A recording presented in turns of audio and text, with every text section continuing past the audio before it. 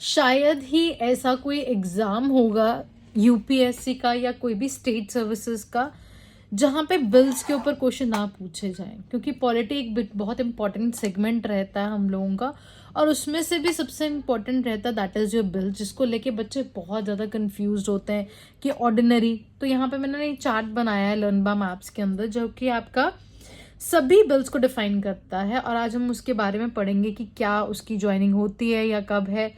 So let's start guys. Welcome to your day 24 out of your 100 days challenge, जहाँ पे हम लोग 100 days के लिए आपका जीएस डिस्कस कर रहे हैं थ्रू योर लर्नबा मैप्स।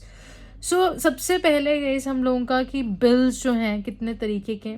सबसे पहले ordinary bill, money bill, financial bill category 1 और 2 को लेके एक स्टूडेंट ने ना मुझे एक क्वेरी डाला था कि मैम इन दोनों में डिफरेंस समझाओ। तो मैंने सोचा कि मैं क्यों ना सारा ही बता दूं, जिससे आपकी कंफ्यूजन बिल्कुल ही दूर हो जाएगी। Next is your constitutional amendment and next is your state reorganisation bill. तो सबसे पहले हम लोग आर्टिकल्स के बारे में बात करते हैं। तो आर्टिकल एज सच जो है ऑर्डिनरी बिल के अंदर कुछ भी डिफाइन नहीं है, किसी भी आर्टिकल के अंदर एज सच नहीं है। जो मनी बिल है वो आर्टिकल नंबर 1110 के अंदर 1117 क्लॉज 1 एंड 11 क्लॉज 33 के अंदर है।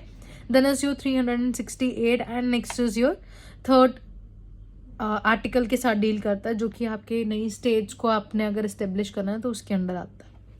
नेक्स्ट वो किस हाउस में इंट्रोड्यूस हो सकता है। तो सिर्फ और सिर्फ गाइस आप लोगों को याद रखना है कि हमारा जो मनी बिल है और जो हमारा फाइनेंशियल बिल कैटेगरी नंबर 1 है, सिर्फ यही दो बिल हैं एक्स्ट्रा ऑर्डिनरीली जो कि सिर्फ और सिर्फ लोकसभा में ही इंट्रोड्यूस होने चाहिए।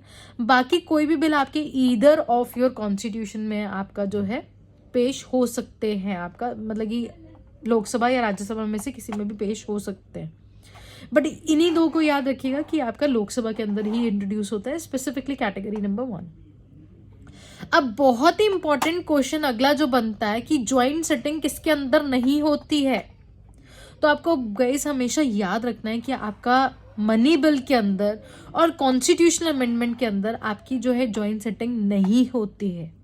तो अगर इस तरीके से आप याद रखोगे ना तो आपको काफ़ी चीज़ें ईजी रहेंगी जब आप कंपैरिजन करते हो। तो यही ब्यूटी है आपके लर्नबा मैप्स की, that makes things that is why you are very very easy, क्योंकि यहाँ पे कंपैरिजन आता है और ऐसे एक्सप्लिसिटली आपके जो नोट्स हैं कहीं पे भी कोई भी नोट्स उठा लो किसी इंस्टीट्यूट के या XYZ, वहाँ पे कभी भी इतनी एक्सप्लिसिटली चीज़ें नहीं दी गई हैं। बट ये टीम ने हमने खुद अपने मेहनत से आपका जो है ये इम्प्लीमेंट किया है during your deliverance of your coaching classes.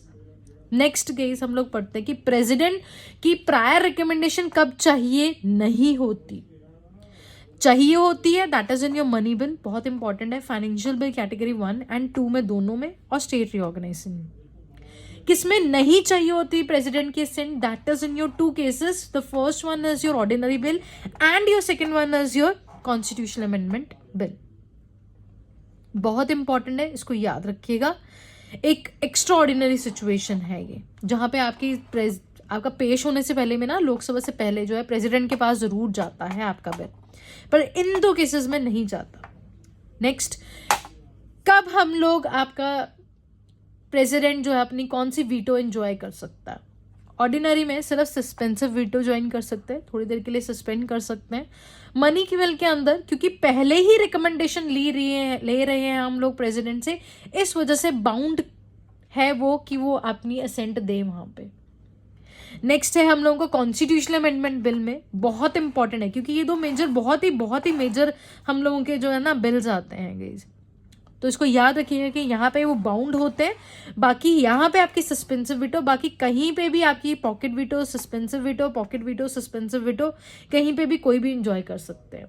तो ये 2 एक्स्ट्रा ऑर्डिनरी केस हैं आपकी, मनी बिल और कॉन्स्टिट्यूशनल। तो सबसे इंपॉर्टेंट यहाँ पे जो आता है that is your money bill. तो एक बार इसको ढंग से देखते हैं क्योंकि ये सबसे ज्यादा क्वेश्चन पूछे जाते हैं। मनी बिल 110 के अंदर आपका मेंशन है सिर्फ और सिर्फ लोकसभा में इंट्रोड्यूस हो सकता है, ज्वाइंट सेटिंग बिल्कुल भी नहीं हो सकती, और प्रेसिडेंट जो है बाउंड है टू गिव हिज असेंट, और प्रायर रिकमेंडेशन के लिए भी जाता है प्रेसिडेंट के पास। फाइनेंशियल बिल कैटेगरी 1 और 2 के अंदर क्या फर्क है, पहले तो आर्टिकल्स का डिफरेंस है, और सिर्फ जो डिफरेंस है that is in your the presentation of the house. यहाँ पे लोकसभा में होता है, यहाँ पे ईदर हाउस होता है। और ये है हम लोगों का, कोई भी अगर हमने कॉन्स्टिट्यूशन अमेंडमेंट करनी है, that is written into your article number 368। आप लोगों ने ये बताना है किस पार्ट में जो है आपका फॉल करता है, प्लीज कमेंट डाउन। और इधर हम लोगों का किसी भी हाउस में हम इसको इंट्रोड्यूस कर सकते हैं, ज्वाइंट सेटिंग नहीं हो सकती, प्रेसिडेंट के पास नहीं आता, और the president is bound to give his assent. So this is all for your types of bill guys. I hope आप लोगों को ये समझ आएगा। A very very very happy new year to all. I wanted to give my the best in your this, क्योंकि ये है हम लोगों का 23rd लेक्चर बट मैं चाहती थी इसको थोड़ा सा लंबा बनाऊं और आप लोगों के लिए ये पूरा आपको समझाऊं अच्छे से, ताकि आपको हमेशा याद रहे और कभी भी गलत मत कीजिएगा इसको, क्वेश्चन को। Thank you so much guys, God bless you all, जय हिंद।